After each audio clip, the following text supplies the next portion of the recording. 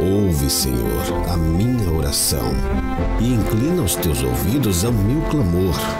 Não te cales perante as minhas lágrimas, porque sou um estrangeiro contigo e peregrino, como todos os meus pais.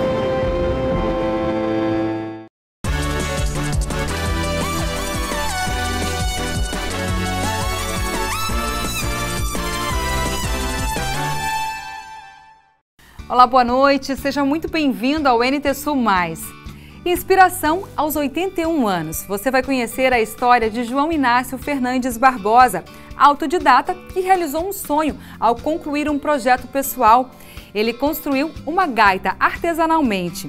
Apaixonado pela cultura gaúcha, João foi até a fábrica de Renato Borghetti para colocar o fole na gaita e teve seu pedido atendido com exclusividade. Como agradecimento, presenteou o músico com uma de suas esculturas. Pois hoje você vai ver o presente que Renato Borghetti deu a João Inácio, uma surpresa para retribuir a gentileza. Atividade rentável e de baixo custo. Quem não deseja, não é mesmo? Pois um grupo de alunos de uma escola técnica desenvolveu um viveiro de codornas, aliando o espírito de pesquisa, o custo zero e a consciência ambiental na reciclagem de materiais. E o perfil do pré-candidato ao governo do Rio Grande do Sul pelo PDT.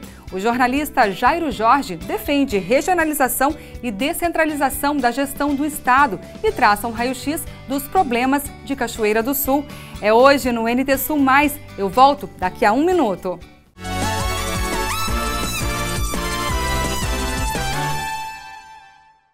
Eu sou livre,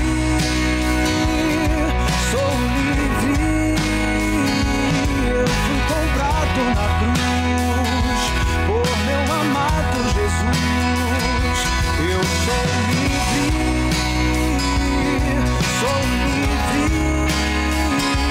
por sua graça me salvo. Fui transformado, hoje sou livre.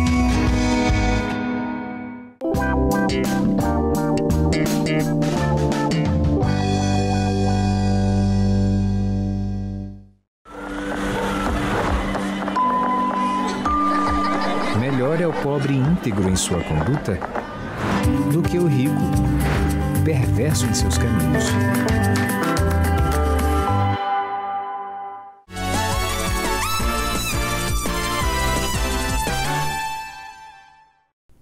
Alunos de uma escola técnica aqui de Cachoeira do Sul construíram um viveiro de codornas com custo zero e fizeram ainda uma chocadeira gastando apenas R$ 120, uma alternativa para aumentar a renda. 2 trabalhos que acabaram se complementando. Isso para quem já trabalha na criação de codornas, aquelas aves pequenas que a grande maioria das pessoas consome apenas os ovos. Para mostrar estas ideias, estamos na Escola Estadual Técnica Nossa Senhora da Conceição, localizada em Três Vendas, no município de Cachoeira do Sul. Antes de falar sobre quem veio primeiro, se o ovo ou a galinha, vamos saber deles como é possível ter uma chocadeira gastando apenas R$ 120. Que a gente utilizou o isopor com ele. A gente pegou um vidro de forno reciclado, porque o forno iria fora, a gente precisaria alguma coisa sustentável. Aqui a gente usou um cano PVC cortado ao meio para poder provocar a passagem dos ovos na grade, que foi retirado de um forno também. Foi utilizado um termostato, uma grade para possibilitar que os ovos fiquem suspensos, 2 potes com água para controlar a temperatura e algumas aberturas para possibilitar a saída do ar para controlar a temperatura. Potes esses que são cortes de garrafa PET também, que na verdade tudo é material reciclável. Sim, exatamente. A gente pegou garrafas PETs que iriam fora, a gente reciclou, colocando aqui com a água necessária para controlar a temperatura. A incubadora foi desenvolvida pelo Robson e outros 6 colegas na disciplina de avicultura. A professora Karina, mestre em ciências veterinárias pela Universidade Federal de Santa Maria, Conta que o tema do seminário era livre e que a turma do técnico desenvolveu muito bem o projeto. Trabalho que a Letícia e todos os colegas da Prof. Karina irão colocar em prática nos próximos semestres. A vantagem é que, tendo incubador em casa, a galinha vai continuar produzindo sempre. Porque não vai precisar ter aqueles 21 dias para parar para poder chocar os ovos. A capacidade é de 18 ovos por vez, no caso de patas e galinhas. Com codornas, este número sobe para 30. Outra vantagem é para aqueles avicultores que criam apenas codornas, pois elas não reproduzem em cativeiro. Por mais que a gente seja a última turma, a gente desenvolveu o projeto, a gente vai deixar para as turmas que vêm vindo. Vem uma sequência grande de turma com a professora que der a vir mesmo, que eles vão realizar novas experiências com ovos de diferentes espécies. Além de patas, pato, galinha e codorna, projetos que estão vindo aí de avestruz, entre outras espécies. A eclodibilidade, né? Então, quantos ovos vão eclodir, quantos pintinhos vão sair dali, está em torno de 80%, tanto nas incubadoras comerciais quanto nas incubadoras artesanais que a gente tem visto por aí, né, no mercado. Então, agora a gente vai testar a nossa para ver que resultados a gente vai conseguir alcançar. Uma forma mais barata de desenvolver essas espécies em casa mesmo. Qualquer um pode fazer, se vocês analisarem um projeto simples, é de fácil aplicação. Qualquer um que queira ter uma produção controlada em casa, com a facilidade de reprodução, é um projeto bem interessante. Um valor bem baixo também, investimento. Bem acessível. Se a ideia for produzir codornas, depois de lá, da incubadora, é possível colocar 60 só aqui neste codornário desenvolvido pelos alunos da professora Karina. A gente teve grande satisfação de fazer esse projeto, porque visa o bem-estar do animal e o material reciclado que a gente usou, que não tem custo nenhum, e às vezes até colocado no lixo e não tem utilidade. Já tinha esse experimento com galinhas, daí a gente resolveu fazer o codornário, que já era mais um aprendizado, uma experiência, né, com uma nova espécie. E conta pra gente como que foi a parte de alimentação que vocês desenvolveram também. Sim, tudo é material reciclável, que zero custo, como as colegas já falaram, onde foi utilizado um baldinho, junto com um cano de PVC, aqui onde é colocada a ração, e vai descer aqui embaixo para os animais comer, se alimentarem. O Maurício utilizou os mesmos materiais para a construção do bebedouro. A água desce por gravidade, e aí então demora bastante tempo a gente ter que repor essa água, né? Em vista que deve ter em torno de 3 litros de água aqui dentro. Então, para um número não muito grande de ave, vai suprir a necessidade dela com uns 3 dias. Bebedouro esse que serve tanto para as codornas quanto para outras aves também. Para outras aves também, sem dúvida. E aqui também, custo zero. A proposta feita para os alunos foi uma instalação sustentável para aves dentro da disciplina de avicultura. Como sempre, a gente busca aqui na escola deixar o aluno livre para criar e livre para imaginar, né? Então eles tiveram essa ideia de ser um codornário e chegamos a essa instalação ótima, né, que a gente conseguiu fazer, toda de material reciclado, todo sustentável. Então a pergunta do custo, né, zero, a gente teve custo zero aqui, até as dobradiças, os pregos, todos foram doados, reaproveitados. Então essas dobradiças são de janelas antigas, tanto quanto o material todo que está aqui, todo foi reaproveitado. A lona era uma lona que a escola não aproveitava mais, então o custo aqui foi zero. Então, além de ser um trabalho de classe que foi desempenhado maravilhosamente pelos alunos, né, eles tiveram um aprendizado muito grande, porque eles tiveram que pesquisar os hábitos desse animal, que tipo de temperatura ele ia suportar, né, e também um exemplo para que o produtor que queira começar uma produção, né, de codornas, que é uma produção rentável, que é uma produção que traz bons resultados, tenha como exemplo aqui essa instalação que a gente fez bem simples, com materiais super acessíveis em qualquer lugar, que pode ser reproduzida por qualquer um. Os animais, as aves que estiverem aqui, inclusive, como estava mostrando anteriormente, elas podem pôr e não é preciso abrir essa tampa, a gente pode mostrar? Exatamente, pode sim. Ela foi feita, né, com determinado declive, e para facilitar tanto o manejo das aves, né, quanto a coleta desses ovos. Então, a gente sabe que as codornas são animais que não têm por hábito o convívio com humanos. Então, na maioria dos casos, o pessoal vai abrir a tampa, né, e vai lá dentro pegar os ovinhos.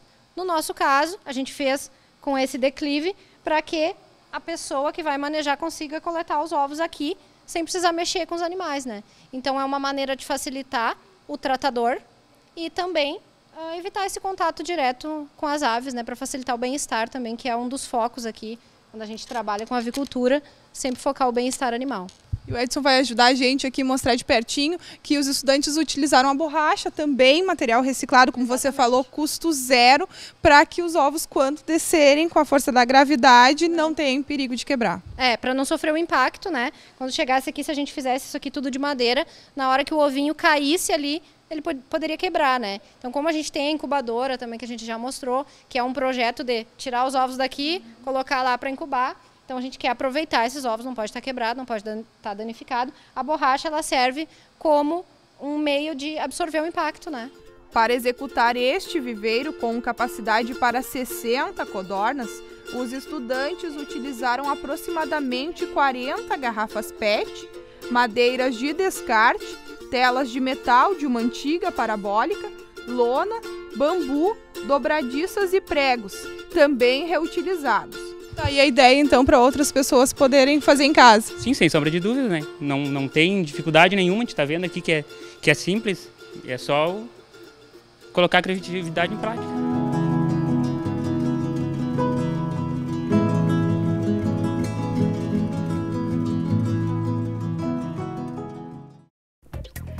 A seguir, uma história de inspiração. Aos 81 anos, João Inácio Fernandes Barbosa realizou o sonho de construir uma gaita artesanal. Apaixonado pela cultura gaúcha, ele foi até a fábrica de Renato Borghetti para colocar o fole na gaita e teve seu pedido atendido com exclusividade. João Inácio não sabe ainda, mas terá hoje uma surpresa enviada por Renato Borghetti. É depois do intervalo.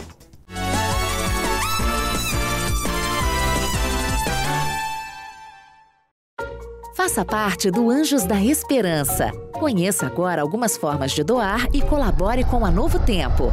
Você pode fazer a sua doação nos principais bancos por meio de transferência, depósito bancário ou débito automático.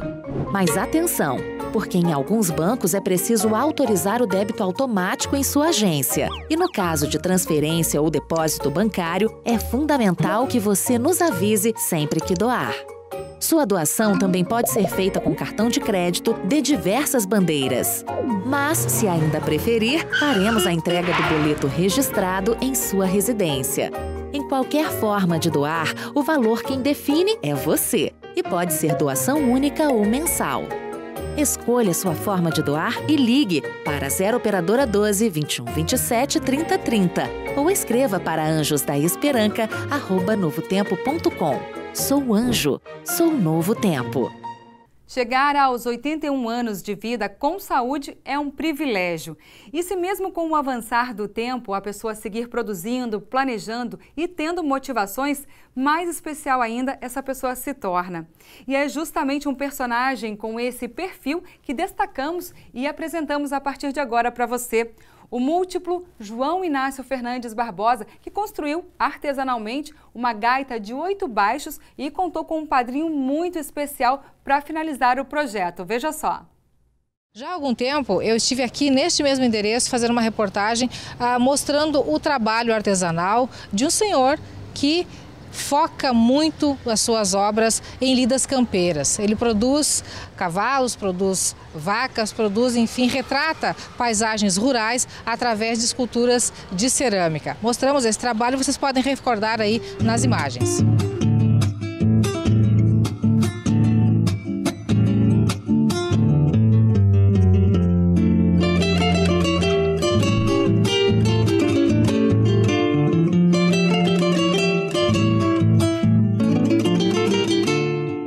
João Inácio Fernandes Barbosa é o nome desse artista. Nós voltamos à casa dele hoje porque ele inventou uma nova arte.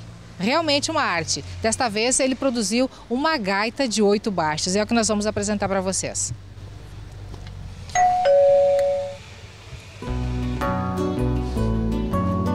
Boa tarde, seu João. Com licença. Tudo bem com o senhor? Tudo bem. E na mesma sala onde ainda permanecem os trabalhos em cerâmica, seu João, agora com 81 anos de idade e cada vez mais inquieto, nos apresenta a TT. uma gaita de 8 baixos, todinha construída artesanalmente por ele. Há cerca de 3 anos, ele começou a execução do projeto, que se caracteriza externamente pela bonita caixa de cedro, minuciosamente lapidada, e pelos 21 botões de eucalipto, trabalhados um a um por ele. Ele me conta que sua paixão por gaita vem desde a infância e que aprendeu a tocar sozinho. Somente aos 20 anos de idade, conseguiu comprar seu primeiro instrumento. E com o instinto autodidata e curioso de quem sabe o que quer e venera o que faz, ele desenvolveu a TT.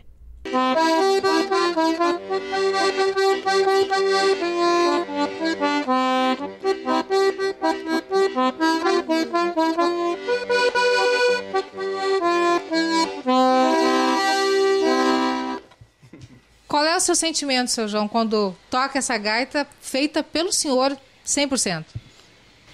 Eu gosto de ouvir o som da gaita, me dá prazer. Me sinto bem tocando a gaita.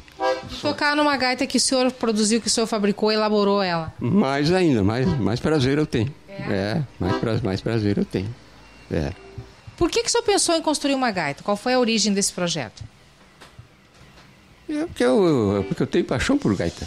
O som da gaita, da gaitinha de 8 baixos, eu gosto muito. Adoro a gaitinha. Em 2016, o projeto da gaitinha ficou parado por um tempo. E a pedido e com o acompanhamento da família, seu João o retomou. A esposa Nilma estava trabalhando e fomos até lá gravá-la. Ela se declara a maior fã dele e dos projetos dele. Sou uma grande fã. Pela criatividade, pela força de vontade que ele tem, e está sempre buscando, assim, está sempre procurando criar uma coisa, sempre procurando estar em atividade. Vocês estão juntos há 38 anos, né? Sempre foi assim? Sempre foi assim. Sempre, e vai ser por muitos, muitos anos. Voltemos ao seu João. Depois da parte artesanal da gaita, a colocação do fole foi uma etapa especial que ele relembra com carinho. Eles buscaram o apoio na Fábrica de Gaiteiros, um projeto social desenvolvido pelo músico Renato Borghetti. A missão da fábrica é produzir gaitas de 8 baixos e oferecer formação musical para crianças.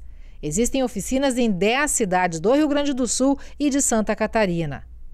E o projeto da TT encantou a todos, inclusive Borghetinho, que os recebeu e autorizou a colocação do fole.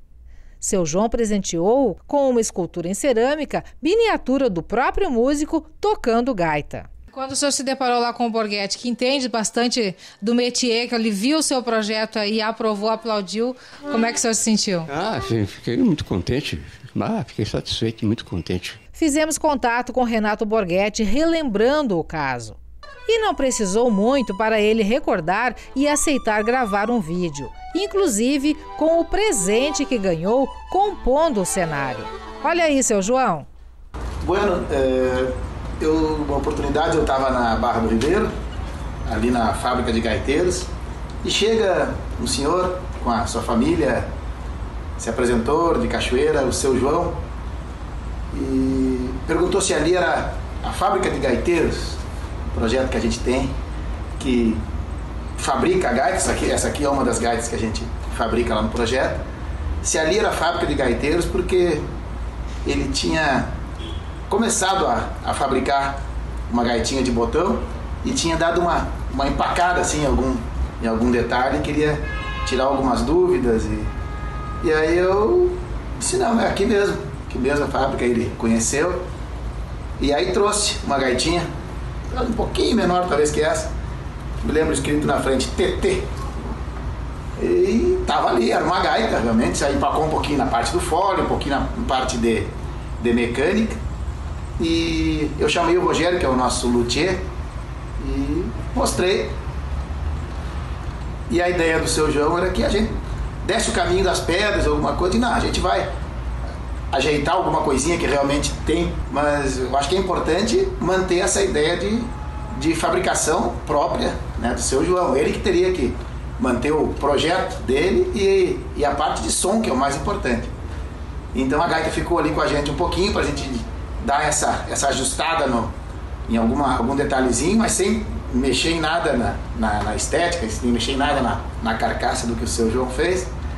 E depois ele buscou e mais adiante voltou com a gaita montada, tocando, e foi muito legal, assim, foi um momento muito bonito pra gente da Fábrica de Gaiteiros. Ele me trouxe aqui um presente, que é uma escultura, que é a outra habilidade, né, do seu João.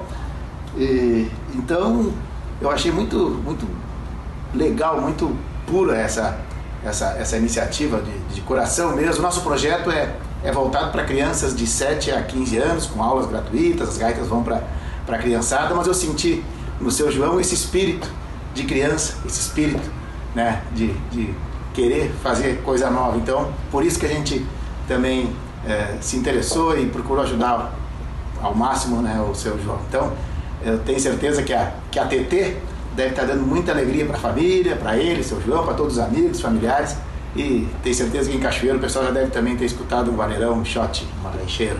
Então, um abraço a todos e um abraço ao seu João. Borghettino tem razão. Seu João adora tirar um som da sua TT. A Nilma relembra também com emoção outro grande momento. Tu me disseste agora há pouco também que a grande emoção de vocês dos últimos tempos foi o dia que a TT emitiu o primeiro som. Foi bem emocionante, assim, porque eu vi um sonho dele ser realizado. No primeiro toque daquela gaita, foi bem emocionante.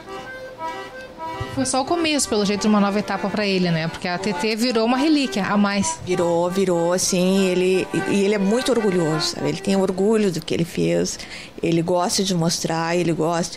E eu, mais ainda, assim, porque eu procuro sempre incentivar, divulgar, porque eu acho ele um artista nato. Ele tem a capacidade, ele tem o dom, isso é um dom de Deus, de criar, de concretizar. E eu tenho muito orgulho disso. A gaitinha sempre comigo, né? Uma paixão. Por que TT?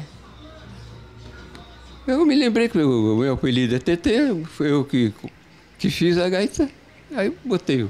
Nada mais justo que ter o seu nome. Eu não botei o meu apelido, que é TT. Tá bom. Ficou um lindo trabalho, parabéns, viu? Muito obrigado. Porque... A sua esposa, quando fez contato conosco, ela mencionou uma coisa que eu acho importante passar para o senhor. De repente, o senhor até já sabe disso, ela já deve ter dito para o senhor.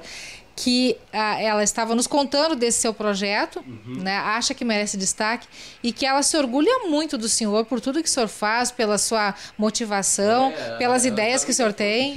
Me dá muita força, assim, incentiva a fazer os trabalhos. Ela está sempre na volta. O fato de ter 81 anos, nessa fase muitas pessoas já não querem mais nada, já não conseguem mais nada. O senhor não, né? Parado, né? Eu gosto de estar sempre fazendo uma coisa. Eu não paro. Estou sempre fazendo uma coisa. Esse é o segredo do bem-estar? Outra. Esse é o seu segredo? Esse é o meu segredo. Eu gosto disso aí. O senhor está sempre inventando? Sempre inventando. Estou sempre inventando. Uma coisa e outra. Parar, não paro. Não dá para parar? Não dá para parar. Enquanto eu puder, eu vou continuar. E tocando a TT? E tocando a gaitinha? Tocando a gaitinha.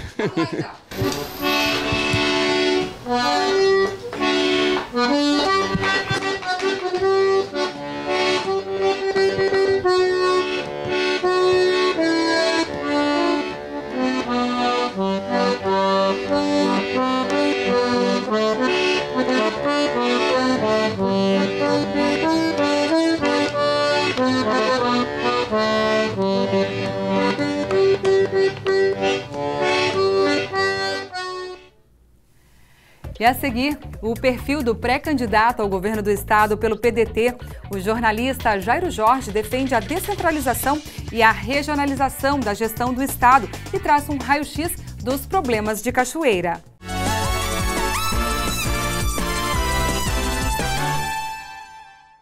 Sabe, crianças, estamos muito felizes com o sucesso dos vídeos do projeto Minha Vida é uma Viagem no nosso canal do YouTube. Essa é a Arca de Noé que Deus mandou encher de bichos, que Deus mandou encher de bichos, então. E agora vocês vão poder ter todas as músicas em mãos, em DVD e CD. Então, papai e mamãe, não deixem de adquirir essa grande novidade para a criançada. Sim! Tem borboleta?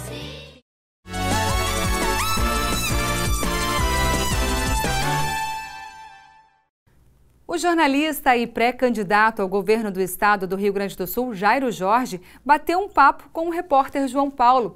O apresentador fala de sua passagem pela Prefeitura de Canoas e de como pensa o estado gaúcho para o futuro. Recebemos na TV Novo Tempo a presença do ex-prefeito de Canoas e pré-candidato pelo PDT ao governo do Rio Grande do Sul, Jairo Jorge. Queria te agradecer, Jairo, sempre que veio a Cachoeira, nos deu aí a gentileza de bater um papo aqui na TV Novo Tempo. Obrigado, João Paulo. É um prazer enorme voltar aqui à Cachoeira. Aqui foi uma das primeiras cidades que eu visitei no começo da minha caminhada, em fevereiro do ano passado. Comecei aqui por Cachoeira. Este é o 5º município mais antigo do Rio Grande do Sul, terra de Ramiro Barcelo, João Neves da Fontoura, Liberato Salzano Vieira da Cunha, grandes políticos, né, que essa terra já produziu, e o nosso querido prefeito Sérgio Gnatti.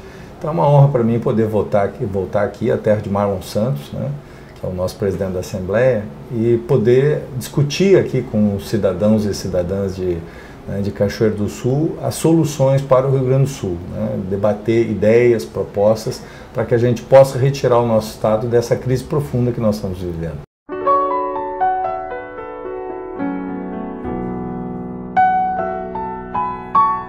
Você tem viajado percorrendo o estado todo, foram 367 cidades até agora. O que efetivamente deu para sentir nessas viagens e qual o sentido de você percorrer essas cidades no estado? João Paulo, eu estou visitando as cidades porque eu entendo que quem quer ser governador tem que conhecer o Rio Grande na palma da mão. E eu vou visitar todas as cidades do Rio Grande do Sul, serei provavelmente o único pré-candidato, né, que visitará todas as cidades do Rio Grande do Sul. Eu acredito muito, né, em ouvir as angústias, mas também, né, os sonhos dos gaúchos, os problemas e as potencialidades de cada cidade e cada região. Nós temos muitos Rio Grandes dentro do Rio Grande, nós temos muitas diferenças regionais. Cada região tem a sua vocação, tem o seu potencial. Então é muito importante conhecer profundamente estas potencialidades, mas também os problemas de estrada, de logística, as dificuldades, né, que nós temos hoje, desde a ponte, as estradas em situação mais precária, né, as questões que envolvem hoje a educação, a segurança e a saúde. Eu tenho recolhido, digamos, né, esses sentimentos e estas críticas e essas opiniões para que nessa caminhada eu possa me preparar, né, porque a pior coisa que tem é o governante sentar na cadeira e dizer que não sabia ou que não estava preparado, né? Então, a campanha, a pré-campanha e depois a campanha é um momento de preparação, né?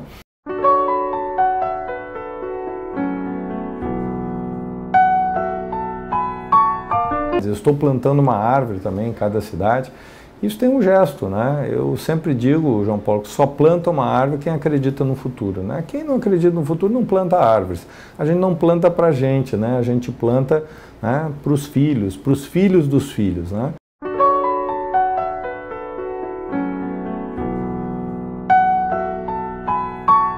Existe uma máxima, Jairo, que quem planta cuida, né? Aí eu quero saber o objetivo principal de você estar deixando essa árvore como símbolo, o porquê de ter escolhido esse tipo de atividade nas cidades. Eu acho que ela tem, a árvore, ela tem um simbolismo, né? Ela representa a vida, né? Ela nos dá a vida, ela nos dá alimento, ela nos dá sombra, ela nos dá o equilíbrio da natureza, ela ajuda na chuva, né? O equilíbrio do clima. Então a árvore tem essa representação da vida, né? Eu acho que ela, embora seja um gesto muito simbólico, pequeno, ele traduz, né, nesse gesto uma série de significados, né? Claro que é também um compromisso com a sustentabilidade, um compromisso com o meio ambiente, é um compromisso com a vida, né? Mas é também essa ideia do futuro. Veja, vou pegar o caso de uma figueira, né? Vai levar talvez 40 anos para ela ser uma árvore frondosa, 50 anos. Nós temos aí figueiras centenárias, né? As pessoas que as plantaram não estão aqui mais, né, entre nós, mas está presente sim a sua memória, né, o seu gesto, né? Portanto, é sempre um legado, né? é também este compromisso de cuidar, né? De voltar, né? De retornar à Cachoeira do Sul. Eu estou aqui pela segunda vez, é uma cidade importante, pujante, né? É uma cidade referência, mas a história do Rio Grande do Sul passou pelas ruas de Cachoeira do Sul, né? Aqui nós temos, né, uma cidade marcante, né? Gerou, né, inúmeros líderes políticos, né? E gera, né? Hoje nós temos, por exemplo, o presidente da Assembleia, Marlon Santos, é um dos grandes líderes hoje do Estado, né? O nosso prefeito, o Ignati, que já foi prefeito em outras oportunidades, é um excelente gestor. Então aqui há, né, e vários líderes de todos os partidos, né, seja do PP, seja do PDT, do PMDB, enfim, né, do PT, todos os partidos geraram aqui quadros, lideranças, né, homens e mulheres que contribuíram com a política. Então é também esse compromisso com o Cachoeiro do Sul que eu venho afirmar ao plantar essa árvore. E como eu disse, é um gesto simbólico, mas eu penso que a gente tem que buscar caminhos novos, né? Eu acho que este é um caminho novo, é um gesto pequeno, simbólico, mas acho que é um gesto novo com a política.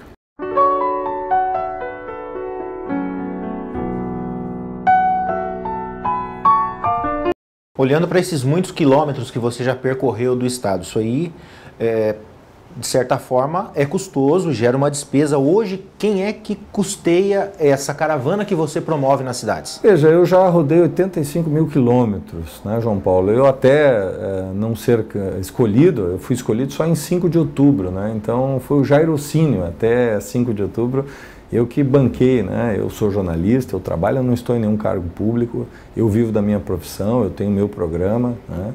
Eu veiculo meu trabalho, né, um programa por semana, então eu produzo meu programa, vivo disso.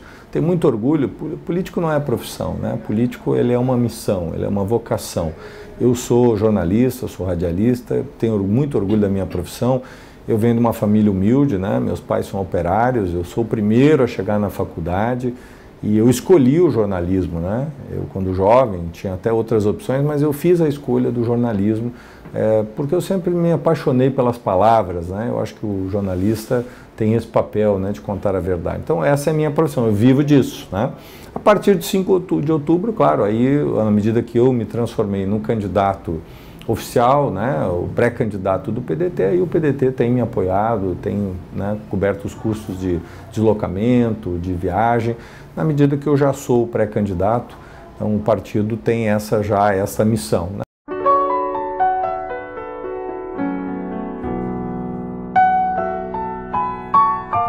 Eu penso que o Rio Grande do Sul tem que fazer 2 movimentos, fazer o Rio Grande do Sul crescer, né? Nós temos que acabar com essa burocracia, é o estado mais burocrático do Brasil hoje, e temos que fazer uma redução da carga tributária. Eu defendo esses 2 grandes medidas. Foi exatamente o que eu fiz em Canoas, né?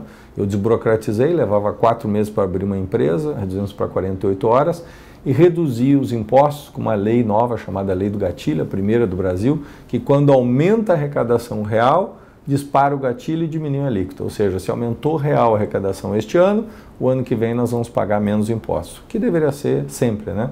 Mas fomos a primeira cidade a fazer isso e reduzindo em 1/3 a alíquota, nós conseguimos aumentar em 104% a arrecadação. Exatamente essas 2 ideias é o que Santa Catarina está fazendo hoje, é o que Paraná está fazendo, Goiás, Espírito Santo, Ceará, Pernambuco são estados que estão melhores do que nós.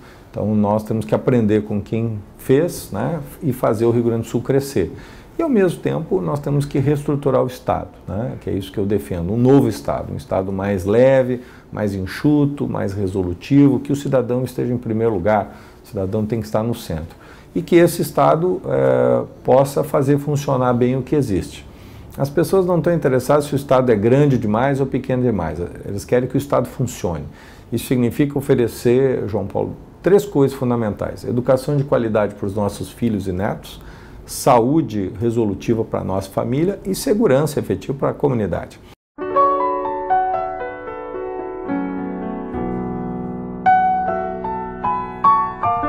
Eu defendo aqui para Cachoeira do Sul, para essa região, Jacuí Centro, eu estou retomando a ideia dos COREDs, do governador Colares, e eu defendo aqui a instalação de um escritório regional de governo. A minha proposta é que tenha um secretário ou uma secretária, filho da terra, uma liderança daqui, da região, que seja reconhecido, que será o secretário de Estado, que vai centralizar todos os serviços, educação, segurança, saúde, infraestrutura, desenvolvimento, tudo isso sobre o comando desse secretário, para que nós possamos ter os prefeitos da região, possam ter aqui uma voz, possam ter aqui, né, os ouvidos e ser também, né, os olhos do governador. Uma referência. Uma referência.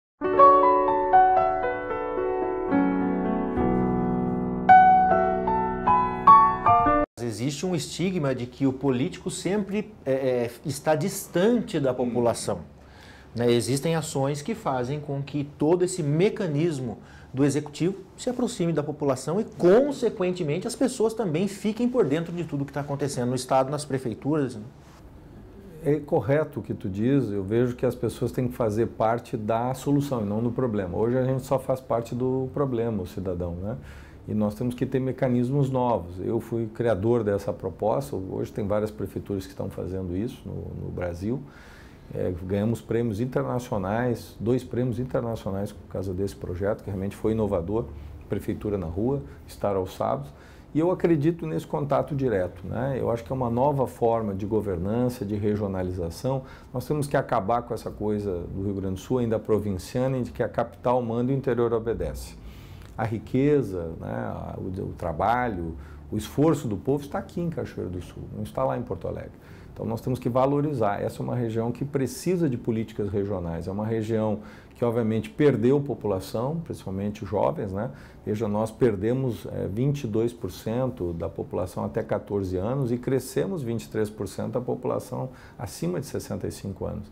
E perdemos aí quase 0,4% da população de 15 a 65 anos, que é a força produtiva. É uma das poucas regiões do estado que perdeu efetivamente força de trabalho. Veja, são pessoas que saíram daqui. Então isso é um sinal preocupante. Então nós temos que ter dinamismo, apoiar a indústria, apoiar a agricultura, né? Sejam os nossos agricultores, os grandes agricultores, mas também os pequenos agricultores, né? Nós temos que ter uma política para ambos, para que a gente possa gerar dinamismo e garantir que os jovens fiquem aqui.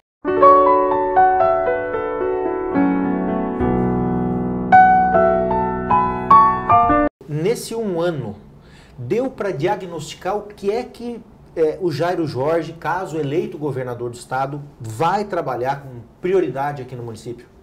Eu ainda estou levantando, inclusive um dos objetivos dessa vinda aqui é essa escuta mais forte, né? Mas aqui nós temos na agricultura ainda uma matriz forte. Claro, Cachoeiro do Sul é o grande motor da região, né? Ele tem essa dinâmica. Mas eu vejo assim problemas na infraestrutura, na logística como um problema muito sério, né? Que hoje a produção de energia, comunicações, né? Hoje a internet, a telefonia, nós temos aqui precariedades. Nós precisamos, né, investimento maior na segurança, né? Efetivamente a regionalização da saúde, né? Especialmente a média e alta complexidade hoje é um gargalo que nós temos enfrentado, né? É claro que a nossa vinda, os problemas que a gente já conversou na primeira vez que eu estive aqui, alguns até se agravaram, né? Problemas, especialmente a segurança, que é um problema que hoje preocupa todas as médias e grandes cidades, né, do Rio Grande do Sul. Parte dessas demandas que vêm diretamente da população poderão fazer parte do seu plano de governo? Sim, todas essas sugestões que estão sendo encaminhadas nesse seminário farão parte do nosso programa. Vamos fazer um programa participativo, um programa, né, realista. Eu penso que o programa de governo ele é um compromisso, né? Eu, quando fui eleito em 2008, prefeito de Canoas, eu fiz um programa com 30 propostas. Desses eu cumpri 95%. Registrei esse programa e a cada 6 meses eu prestei contas para a população de que eu estava fazendo e o que eu não tinha conseguido fazer, e cheguei ao final com 95% realizado. Na minha reeleição eu apresentei 50 propostas e dessas 50 propostas eu consegui cumprir 90%. Também a cada 6 meses eu prestava conta do que eu estava fazendo, quanto eu tinha feito. Não consegui 100% em razão da crise, mas transparência é muito importante, né? Nós vamos também apresentar propostas concretas, simples, para que o cidadão possa cobrar. Eu vejo, é lamentável, né, prometer o paraíso depois de entregar o inferno. As pessoas não estão cansadas de promessa. Nós temos que fazer a funcionar bem o que existe, a máquina, mas precisamos melhorar as finanças. Ninguém vai fazer nada na educação, na saúde, na segurança, se não melhorar as finanças. Foi exatamente o que eu fiz. Eu trouxe dinamismo, trouxe empresas, cresci a arrecadação, quadrupliquei, né, o orçamento da cidade. Isso permitiu ter recursos, mais de 1 bilhão, para fazer obras. Se eu não tivesse esse 1 bilhão, eu não teria feito. Mas isso foi fruto de muito trabalho. Mas eu penso que a gente, né, tem que ter essa capacidade de unir o Rio Grande do Sul. Se nós ficarmos com essa coisa de chimango e maragato, né, de vencidos e vencedores, nós e eles, nós não vamos a lugar nenhum. Nós temos que ter capacidade de construir as soluções, e isso exige diálogo, né, e não conflito. Isso exige união e não divisão. E nós não podemos viver pelo medo, nós temos que viver pela esperança. É isso que vai fazer com que as pessoas efetivamente, né, possam buscar um novo rumo. É claro que esse novo rumo para o Rio Grande do Sul não é uma tarefa, né, simples, né, como eu disse, nem ela é uma tarefa fácil, mas ela é possível. Tudo que eu falei aqui é possível de ser feito, desde que a gente tenha, né, muito trabalho, muita dedicação, muita humildade e também muita coragem também para fazer diferente, né? Porque eu sou um pré-candidato, né, que se coloca nessa eleição para fazer diferente. Talvez para fazer igual existam outros, mas eu me coloco esse desafio de fazer diferente, né? Na experiência a partir do que Brizola fez, que foi um governador inovador, do que o Colares, que foi um governador realizador, eu acredito que é possível sim, né, a gente construir agora, no presente, né, a partir de 2019, um novo caminho para o Rio Grande do Sul.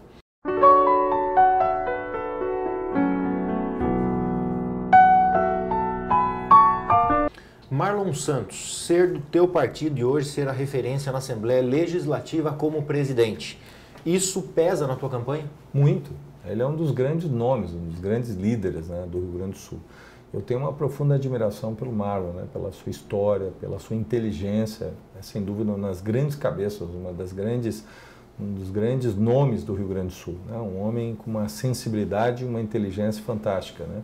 Só quem pode conhecer, né, o Marlon, e aqui a população de Cachoeiro, da região, conhece profundamente ele, né, a sua inteligência, o seu dinamismo, a sua capacidade.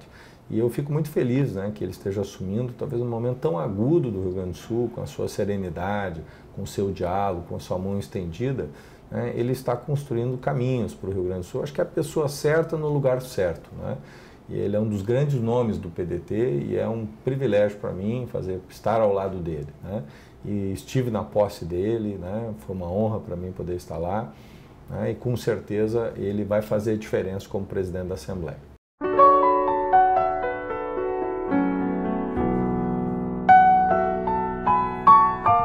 Pegando esse gancho do Marlon, ele colaborou para que a questão da recuperação fiscal do Rio Grande do Sul passasse na Assembleia, depois de todos aqueles entraves que teve entre a oposição e aquela queda de braço, pronunciamento do atual governador. Qual a opinião do Jairo Jorge com relação a essa isenção durante 3 anos, que segundo o próprio governo, 11 bilhões devem ficar dentro do Estado e esses valores, segundo o governador Sartori, serão investidos para melhorias, né, principalmente de infraestrutura. Qual o seu posicionamento com relação a essa renegociação da dívida? Veja, primeiro o deputado Marlon Santos agiu corretamente. Ele não é presidente de um partido, é presidente de um poder, né? E lei e decisão judicial não se discute, se cumpre.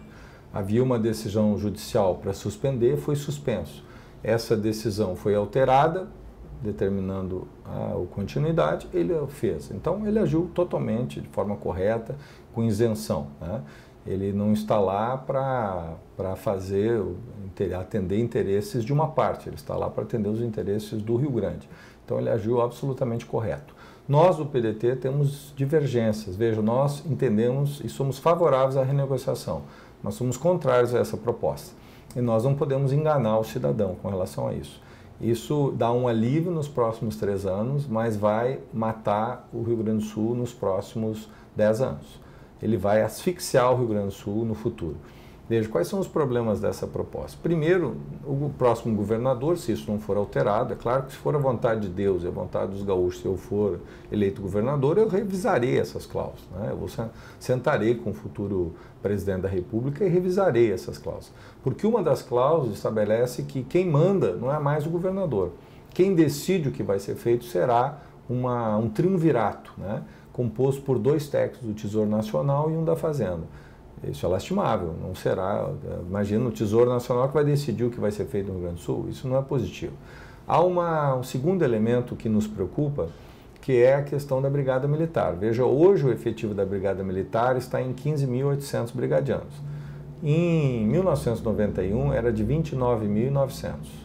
Então a população aumentou 25% e a Brigada tem hoje metade do efetivo. Hoje é o menor efetivo desde 1977. Veja, é o menor efetivo da Brigada Militar em 40 anos. E isso significa, neste contrato, né, que está lá em cláusulas, nas letras pequenas, que a gente sempre tem que ler com cuidado, está lá que só poderá substituir os brigadianos que se aposentarem daqui para frente. Ou seja, não há uma recomposição do efetivo que foi perdido. Não. E nós precisaríamos ter hoje em torno de 25 a 26 mil. A literatura internacional, os estudos nessa área dizem que é 2,5 brigadianos, policiais militares, para cada 1.000 habitantes. Então nós deveríamos ter entre 25 e 26 mil. Veja, hoje nós temos menos de 16 mil. Então este é uma cláusula que nos preocupa muito. Também é uma cláusula que nos preocupa muito, que é abrir mão das ações judiciais, significa abrir mão da Lei Candir. São só 45 bilhões. Nós entendemos que este valor poderia constituir um fundo garantidor para PPPs, parcerias público-privadas. A dívida, que era lá em 94, quando o Collor saiu do governo, atualizando a dívida, né, era de 25 bilhões. Nesse período nós pagamos 25 bilhões e a dívida hoje é 73. Veja que, embora nós tenhamos pago a dívida, devemos ainda mais, né? Estamos devendo 73 bilhões, ela vai passar para 85 bilhões. Então nós vamos aumentar. Hoje estamos pagando entre 250 e 300 milhões, vamos chegar a 400 milhões mês. Então não é que nós não vamos pagar essa dívida, nós estamos empurrando para daqui a 3 anos. Então não é que esse dinheiro vai ficar aqui. Claro que esse dinheiro não vai ficar aqui, ele vai ficar agora aqui, mas esse dinheiro vai ter que ser pago depois. E o problema é que isso pode asfixiar a economia do Rio Grande do Sul. E o pior, na nossa opinião, é manter o aumento do ICMS até 2023. Essa medida pode taxar ainda mais o cidadão gaúcho? Ele pode prejudicar daqui a 3 anos e tornar mais inviável ainda o Estado. Ele dá um alívio, é como dar uma respirada, mas depois tu morre, acabou o oxigênio, daqui a 3 anos o oxigênio começa a acabar e ele pode morrer por asfixia. E o mais grave de tudo isso é que o aumento do ICMS fica até 2023. Ele já era para extinguir agora e o governo quer manter até 2023. Hoje nós pagamos 60, 70 centavos a mais por litro de gasolina no Rio Grande do Sul do que em Santa Catarina. Um botijão de gás é R$15 mais caro do que lá. Nós estamos pagando um custo alto, todos nós. Então nós temos que reduzir a carga tributária, temos que reduzir o ICMS. As empresas estão indo embora do Rio Grande do Sul, estão fugindo do Rio Grande do Sul. Então essas propostas, elas, né, têm que ser revisadas.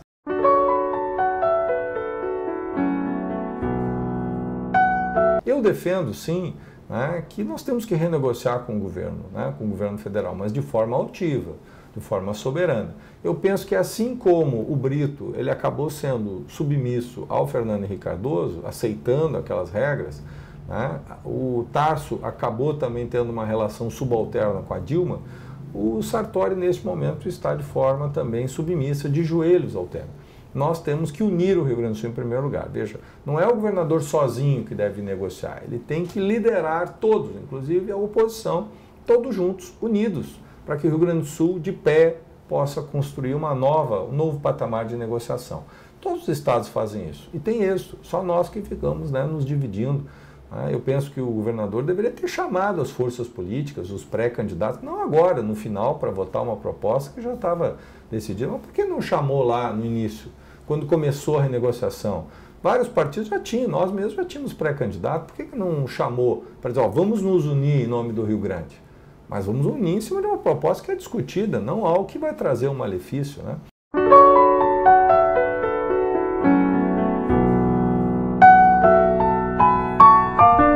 Há também uma cláusula que estabelece, e é importante que a gente tenha também com relação a isso, a venda de empresas.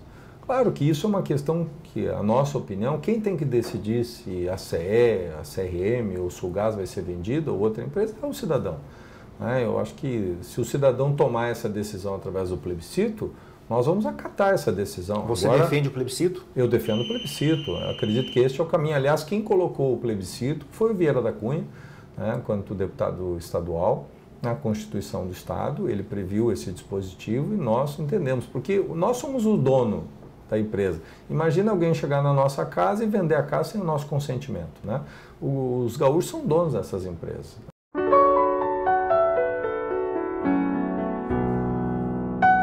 Como estancar essa sangria do Rio Grande do Sul sem condenar ainda mais o contribuinte, já que você falou que não existe uma fórmula mágica para resolver essa questão? Eu acredito que tem que ter uma reestruturação, nós temos que crescer e economizar, né? Vamos pensar assim, aquela pessoa que ganha muito dinheiro, mas é gastador, não tem futuro.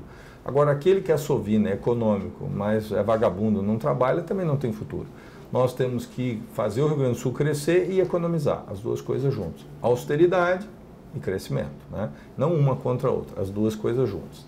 Eu penso que nós temos que fazer o Rio Grande do Sul crescer, como Santa Catarina fez, foi o estado que mais empregos no último período, né, teve. Então nós temos que fazer o Rio Grande do Sul crescer e, ao mesmo tempo, né, nós temos que reestruturar o estado. Veja, o Tarso tinha 27 secretários, o Sartori 19. Por que isso? Eu defendo que com apenas 10 estruturas, novas estruturas de estado, nós podemos governar. E apenas 3 níveis hierárquicos. Não precisa ter, né, o chefe, o subchefe, o coordenador, o supervisor, né, o orientador, o gerente, né, o secretário, o secretário executivo. Basta 3 níveis hierárquicos, aqueles que formulam, o governador, o secretário, aqueles que desenvolvem a nível de direção e aqueles que executam no nível gerencial. 3 níveis é suficiente. Isso é uma grande economia. Só isso que eu estou falando vai gerar uma economia profunda no estado.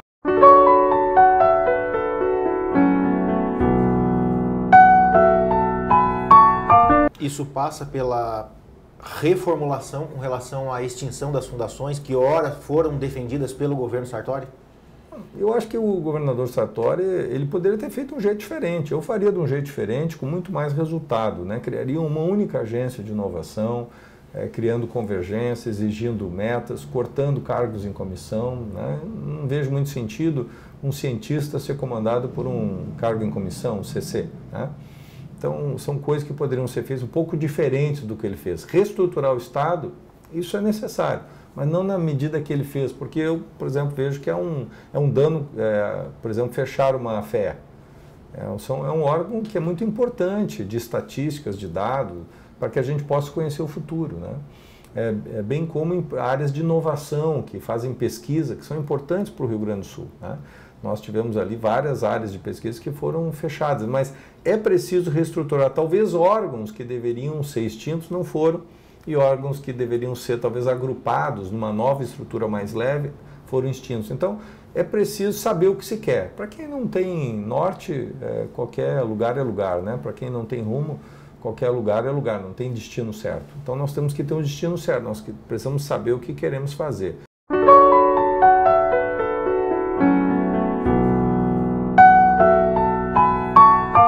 Nós hoje estamos vivendo o limite, nós estamos, né, hoje amordaçados, existe uma burocracia no Rio Grande do Sul tremenda, hoje leva 900 dias para licenciar uma empresa, se o prefeito Gnatti quiser trazer uma empresa para cá é 900 dias, se ele concorrer com o prefeito de Santa Catarina ele está perdido, que lá é 90 dias a licença ambiental e aqui é 900, eles só são 10 vezes mais rápidos que nós em Santa Catarina. Então, nós temos que fazer o tema de casa, né? Ser o estado mais rápido do Brasil. Eu proponho com licenciamento em 60 dias. Nós passarmos a ser o estado mais célere da nação. Nós não somos hoje, somos o mais lento. Então, uma mudança drástica. E isso é possível ser feito, né? Obviamente que não é nada que eu disse aqui é fácil, mas é possível. E isso nos dá o dinamismo para crescer e, ao mesmo tempo, economizar. Essas duas coisas têm que ser feitas juntas para que a gente possa criar uma solução para o Rio Grande do Sul.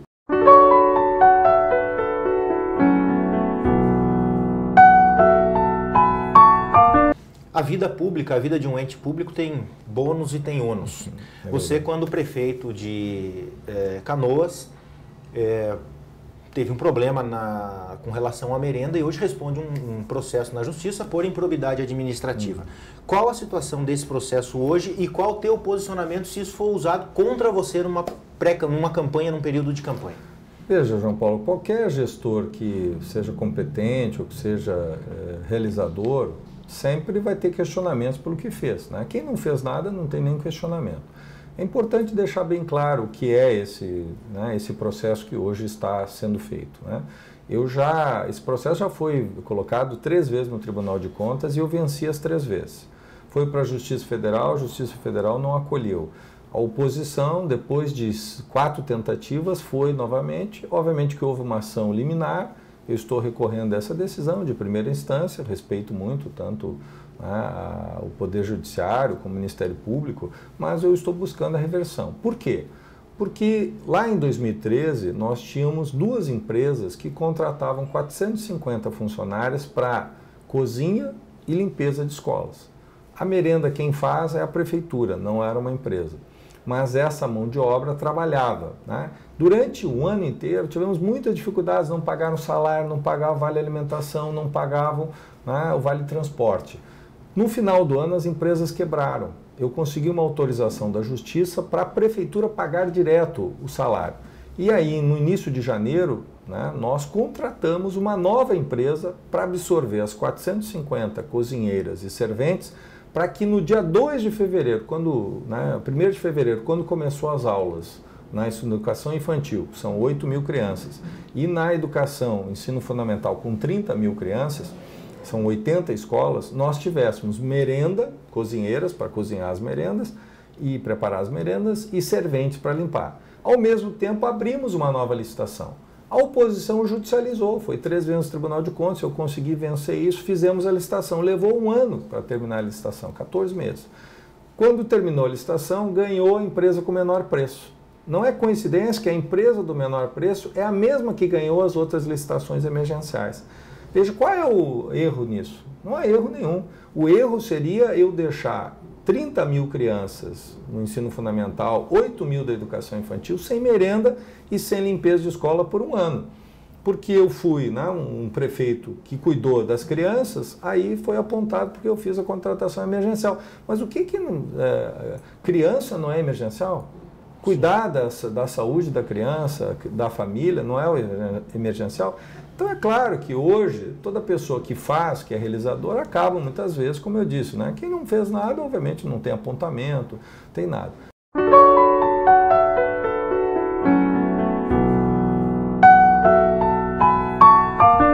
Infelizmente o tempo não nos permite, a gente teria muito mais assunto para conversar aqui. Eu queria te agradecer, sempre gentil em atender a TV Novo Tempo. Não vou te desejar sorte, porque eu acho que essa não é uma questão de sorte, ser um governador, chegar a um governo do estado não é uma questão de sorte, mas te desejo sucesso aí na caminhada e, caso eleito, olhai por nós aqui de Cachoeira do Sul.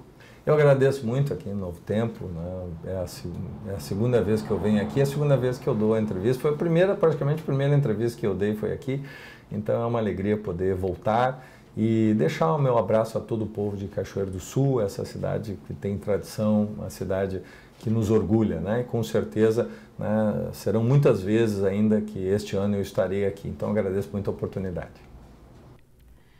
Nós ficamos por aqui. Obrigada pela sua companhia através da telinha da TV Novo Tempo e também pelo Face. Um abraço especial a você que mandou mensagem pra gente. Uma ótima noite. A gente se vê.